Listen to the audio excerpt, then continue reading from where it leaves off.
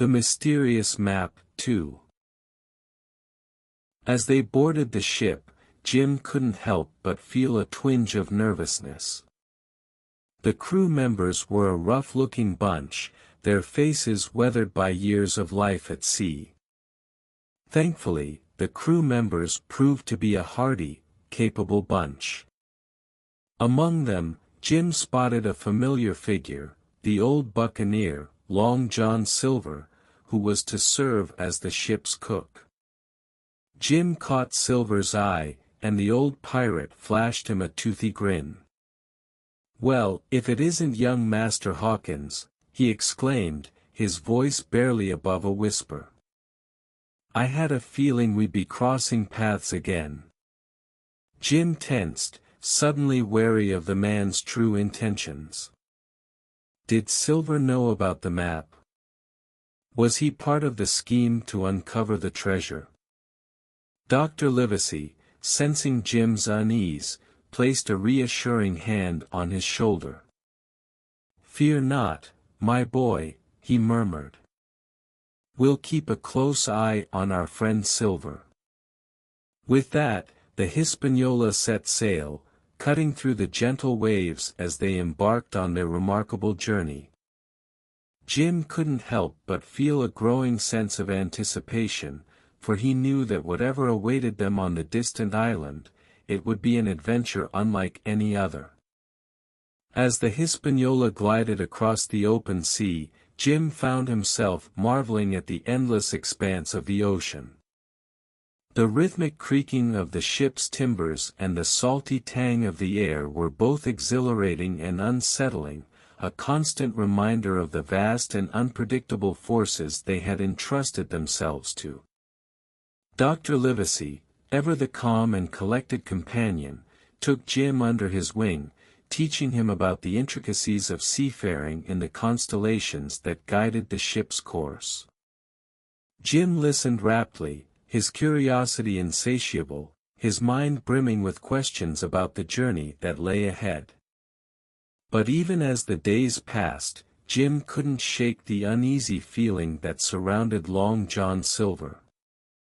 The old pirate seemed to have an uncanny knack for being in the right place at the right time, often engaging the crew in animated conversations. Jim couldn't help but wonder if Silver was gathering information, plotting something sinister. One night, as Jim lay awake in his bunk, he heard the faint sound of voices drifting up from the deck. Carefully, he crept out of his quarters and peered over the railing, his heart pounding in his chest. There, huddled in the shadows, were several of the crew members, including Silver. Their hushed whispers were laced with tension, and Jim strained to make out the words. "The map, the treasure," came Silver's gruff voice. Jim's blood ran cold. So his suspicions had been correct, Silver was indeed part of a scheme to uncover the treasure. Clutching the railing, Jim felt a surge of panic, realizing that he and Dr. Livesey may be in grave danger. Suddenly, a loud crack of thunder rent the air, and the sky lit up with a blinding flash. The ship lurched violently as a towering wave crashed against the hull, sending Jim tumbling to the deck. In the chaos that followed, the crew scrambled to secure the rigging and steer the ship through the raging storm.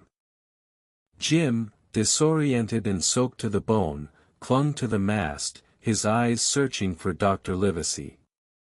The doctor appeared at his side, his face etched with concern. "Jim, are you all right?" he shouted over the roar of the wind. "Dr. Livesey, I overheard Silver and the others," Jim cried, his voice trembling. "They're after the treasure on the island." The doctor's expression darkened, and he placed a steadying hand on Jim's shoulder. "Then we must be vigilant, my boy. This voyage has become more perilous than we ever imagined." As the Hispaniola continued to battle the tempestuous waves, Jim knew that their quest for the treasure had taken an ominous turn.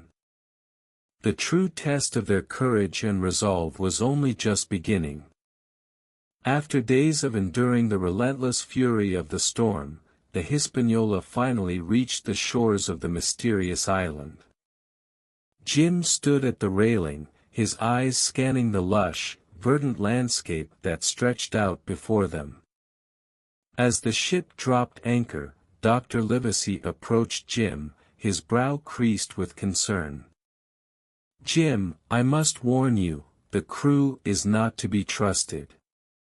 I fear Silver has been stirring up unrest among the men, and they may be planning to mutiny." Jim's heart sank.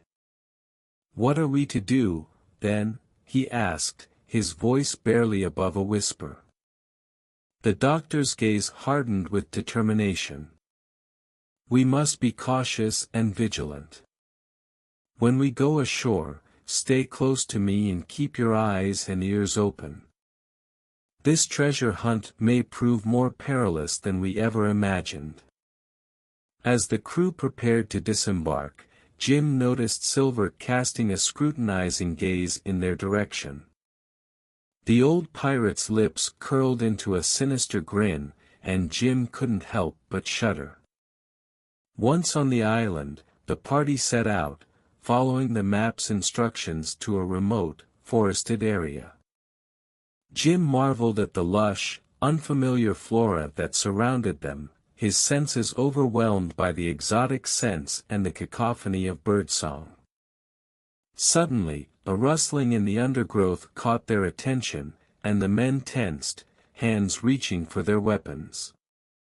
To their surprise, a young boy emerged, his features tanned and weathered by the elements. "Ben Gunn!" Dr. Livesey exclaimed, recognizing the castaway.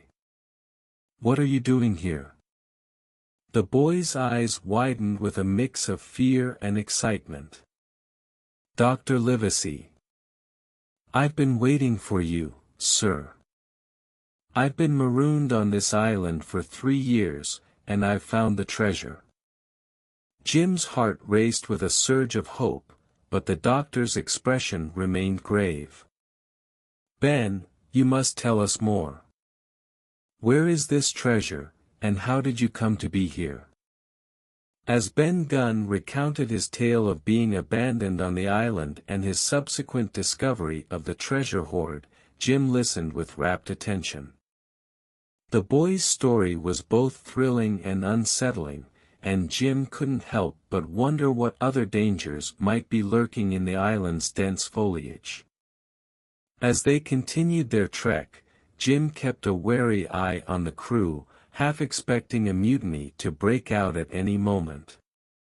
The tension was palpable, and the air was thick with the unspoken threat of betrayal. Finally, they reached a clearing, and Jim's breath caught in his throat as he laid eyes on the treasure trove. Gleaming gold coins and jewel-encrusted artifacts spilled out of a hidden cave, a testament to the island's buried secrets. But as the men began to gather the treasure, a sudden commotion erupted from the tree-line.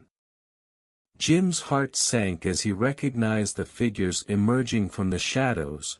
It was Silver and his cohorts, their weapons drawn and their eyes alight with greed. The battle for the treasure had begun. Chaos erupted as Silver and his men charged towards the treasure trove, their cries of triumph echoing through the forest. Jim and Dr. Livesey quickly took cover, their hands reaching for their own weapons. "Jim, stay close to me," Livesey shouted, his brow creased with determination. "We must protect the treasure at all costs." The two of them fought back valiantly, their shots ringing out amidst the din of the battle. Jim's heart pounded in his chest as he dodged the pirates' advances, his mind racing with a mixture of fear and adrenaline. In the chaos, Jim caught sight of Silver, his cutlass flashing as he fought his way towards the treasure. The old pirate's eyes were wild with greed, and Jim knew that he would stop at nothing to claim the hoard for himself. Suddenly, a deafening crack of thunder shook the ground, and Jim turned to see a massive boulder tumbling towards them. In a split-second decision, he tackled Dr. Livesey, narrowly avoiding the deadly projectile. As the dust settled, Jim found himself face to face with Silver, the pirate's blade pressing against his throat. "Well, well, well," the old buccaneer growled, a sinister grin spreading across his face. "Look what we have here." Jim's heart pounded in his ears as he stared into Silver's cold, merciless eyes. He braced himself for the worst, but just as the pirate raised his cutlass, a familiar voice rang out. "Stand down, Silver." It was Dr. Livesey, his weapon trained on the old pirate. "Release the boy, or I'll put a bullet between your eyes." Silver hesitated, his gaze flickering between Jim and the doctor. Finally, with a frustrated snarl, he lowered his blade and stepped back, his eyes narrowed with resentment. In the aftermath of the battle, the surviving pirates were rounded up and secured. Jim stood by Dr. Livesey's side, his legs trembling with a mix of relief and lingering fear. "You did well, my boy," Livesey said, placing a reassuring hand on Jim's shoulder. "I'm proud of your bravery." As they surveyed the treasure trove, Jim couldn't help but feel a sense of wonder and accomplishment. They had survived the perilous journey and emerged victorious, their quest for the legendary treasure a resounding success. But even as the gold and jewels glinted in the sunlight, Jim couldn't shake the nagging feeling that their troubles were far from over. The battle for the treasure had been won, but the true test of their mettle was only just beginning. With the pirates subdued and the treasure secured, Jim and Dr. Livesey turned their attention to the daunting task of safely transporting their hard-earned bounty back to the Hispaniola. The journey through the dense foliage proved arduous, with the men having to navigate treacherous terrain and fend off the occasional wild animal. As they trekked back to the ship, Jim couldn't help but notice the uneasy tension that had settled over the crew. The men, once bold and defiant, now cast wary glances at their captors, their fingers twitching near their weapons. Jim leaned in closer to Dr. Livesey, his voice barely above a whisper.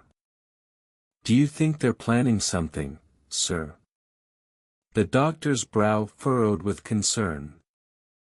"I wouldn't put it past them, Jim. We must remain vigilant." Sure enough, as they neared the Hispaniola, a commotion erupted among the crew. Suddenly, the men surged forward, their mutinous cries echoing through the air. "The treasure is ours," they roared, their eyes wild with greed. Jim and Dr. Livesey quickly took defensive positions, their weapons drawn. But before they could react, a familiar figure stepped forward. It was Long John Silver, his cutlass gleaming in the sunlight. "Stand down, Livesey," the old pirate growled, a twisted grin on his face. "The treasure belongs to us now." Jim's heart sank as he realized the inevitable. Silver had orchestrated the entire mutiny, his loyalty to the captain and crew nothing more than a carefully crafted facade.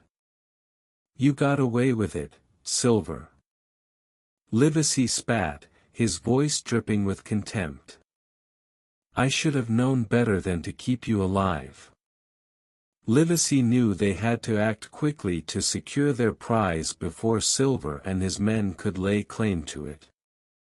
Devising a bold plan, they set out to confront the mutineers head-on, determined to reclaim the Hispaniola and escape the island with the treasure intact. The ensuing battle was a fierce and chaotic affair, with both sides fighting fiercely for the prize. Livesey found himself at the heart of the conflict, his courage and resourcefulness proving invaluable to the loyal crew. As the fighting raged on, a startling revelation came to light. A member of the crew, led by a mysterious figure known as the captain, had also joined the fray, determined to prevent the mutineers from obtaining the treasure. This unexpected development threw the battle into further disarray, as the three factions clashed amidst the dense foliage of the island. In the chaos, Livesey and his allies managed to regain control of the ship and secure the treasure, but not without a heavy price. The ship had sustained significant damage during the battle, and the crew was left battered and bruised. Now, with the silver and the crew still at large on the island, they faced the daunting task of repairing the ship and escaping before their enemies could regroup and launch a final, desperate assault. As the sun rose over the battered ship, Livesey and his allies set to work repairing the extensive damage to the ship. With the treasure safely secured, their focus now shifted to ensuring they could safely depart the island before their enemies could mount a counterattack. Dr. Livesey, drawing upon his medical expertise, tended to the wounded, while Jim and other members worked tirelessly to patch the hull and restore the ship's rigging. Jim, eager to contribute, found himself assisting in whatever way he could, whether it was hauling supplies or lending a hand in the shipyard. Throughout the arduous process, they remained vigilant, keeping a watchful eye for any sign of movement from the surrounding forest. The knowledge that Silver and the crew were still out there, no doubt plotting their next move, weighed heavily on their minds. As the repairs neared completion, a new challenge arose: the ship's engine, a vital component for navigating the treacherous waters, had been sabotaged by the mutineers. With no other choice, Livesey and his allies set about repairing the engine, working against the clock to ensure they could depart before their enemies closed in. With the ship's repairs nearly complete, Livesey and Jim and their allies were happy they could leave before other fightings. However, the road home was still full of difficulties and dangers.